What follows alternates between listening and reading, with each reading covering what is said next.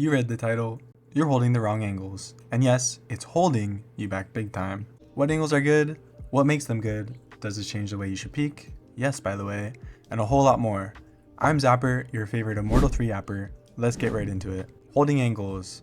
Ah yes, this was my biggest weakness for the longest time and I had no idea. I would constantly lose duels while holding what I thought were strong off angles. And when peeking, well, let's just say I would find myself getting laid out a lot more than I should. So what's a strong angle to hold? Let's start with an example. This is a good angle. You will see pros play here all the time and it's for a good reason. They hold from this angle because it increases their chances of winning the gunfight. Hold good angles and you'll win more fights. How do I know if an angle is good? Well, take a look at the wall. It should be slightly angled, kind of like this. I had an issue of going too wide and this left me losing fight after fight, so don't do that. No matter the angle you choose, make sure the adjacent wall has a similar one to the example. This will ensure that the angle you're holding is strong. It's best to think of a strong angle as a cone of space, and as long as you stay within that cone, you will have a good chance of winning the upcoming fight.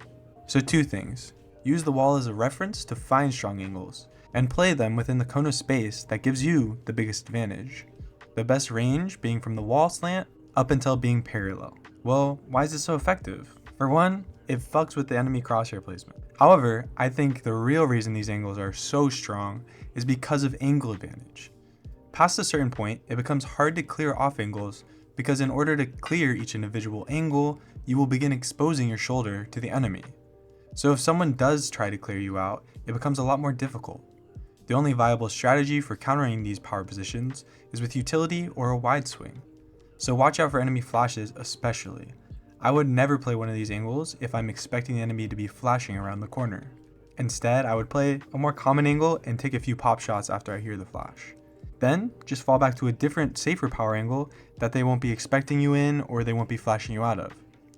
Holding angles is all fun and games, but now that we understand what angles are strong, we can reframe how we peek angles as well. Peeking common angles is the same.